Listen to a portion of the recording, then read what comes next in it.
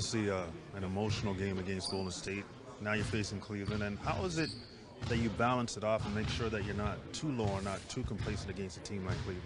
Yeah, I think we may not want to hear our answers before the game the other night, but I mean, we didn't really go into it like the rest of the world. You know what I mean? It was just another game for us, and obviously it was a really talented, exciting, emotional game. But if you don't put too much stock into it, the result of the game or how the game played out is not going to have as much of an effect on you. So, that game's over with. We let it go after the game. It has no bearing on anything, and lace them up again as professionals to try to get a win on the road tonight.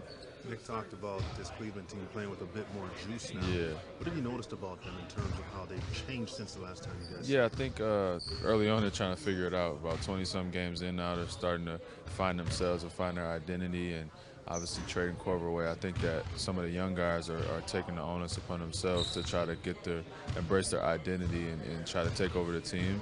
And they're coming into themselves. Sexton's been playing really well. Clarkson's playing well off the bench. So, they have our respect, and we got to go out there and give a professional effort. Pascal, obviously a career night scoring for you against Golden State. How do you just kind of put that behind you and move forward to the next one tonight? Well, because there's a next game going on. I think for me, there's always things that you feel like you could have done better any game, right? Like you have a career night or whatever. Always feel like there's things that you could have done better, and for me, that's just what I'm looking for, just trying to be better tonight and consider just playing my game. This Cleveland team playing with a different kind of pop now. Mm-hmm. What have you noticed about them? Yeah, they've been playing, pretty well, a couple of games, there's a lot going on with them, and, I like the fact they just go out there and play, and try to just play as hard as they can, and they've been a little confident lately, and that'll be definitely a good game for us. For you personally, I mean, the growth that you've had throughout this season so far has caught a lot of attention. Are you noticing teams kind of trying to take certain things away from you now that, they're 20 games or so into the season? I don't know. I can't really tell. I don't know. I can't really tell. It's like I still kind of get the shots that I always get and stuff. So, yeah, that's a good question. Maybe we'll see. I'm going to start looking for that and see. I haven't thought about it. Well, I think we did a little of that prep prior to the game, right? We talked about going to play Golden State, and when we win, it's just you got to move on to the next one, man. But you can't.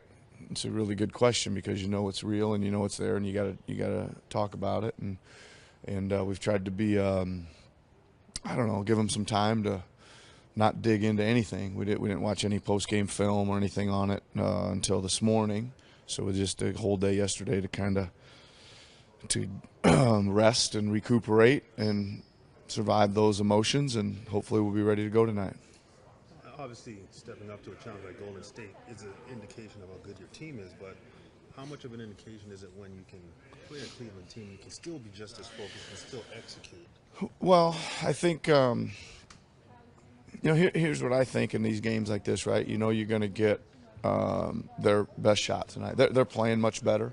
They've got a new juice and energy and a pace about them, and we know that we're going to get their best shot. And you've got to play the full game, like you can't get frustrated if it's a close game in the third quarter or they're ahead. Those things are going to happen, and you just got to keep playing through them.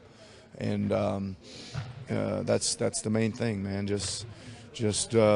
We always take the game as it comes. You never really know what's coming until the ball goes up, and there'll be some waves up and waves down, and we got to kind of ride them, right, and just take them as they come.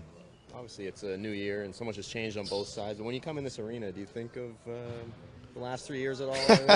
No, how it's all ended. I am now that you mentioned it. No, I haven't given it much thought about any of it. And it's like there's so many scenarios like that just have like nothing to do with where we are today. We sit around at the coffee shop or whatever, and we'll talk about them 10 years from now, but they don't really have anything to do with what's going on. Like our record, our recent history, their recent history, playoff scenario, all that stuff just doesn't really matter. What matters to us is, are we going to focus in here and get some work done? And then when it comes game time, are we going to execute the game plan? And if we don't, how soon can we get back to it? And what adjustments can we make to change it if the game plan is off, or if we're going to run a certain coverages and they're not right, and somebody's got it going or whatever. I guess that's all falls under the adjustments thing. But a focus and a play hard mentality and trying to figure it out as it goes is where we'll be. You miss game planning for LeBron? Do I miss it? Well, we had one. We had one a while back, and we'll get another shot at it. But not terrible. I don't miss it too terribly, no. You talked about Cleveland and the juice that they're playing with. What does that translate to in terms of what you have to be prepared for, have your team prepared for? Well, I just think that you've got to understand that they've just got a different psyche, really, right? I think they have now fallen into a thing. They believe in each other a little bit more. They believe in, they're playing 10, 11 guys that come out there and try to play, and guys are, when you saw them play, maybe you're like, oh, Jesus, this guy didn't play that well or whatever. But they're all contributing now, and they're all trying to contribute, and they're all trying to be on the same page, and they're sharing the ball a little more. They're playing a little faster. They're guarding better. So you just got to make sure your guys are aware of that. I mean, they're going to feel it when they hit the court, so you try to get them prepared for it.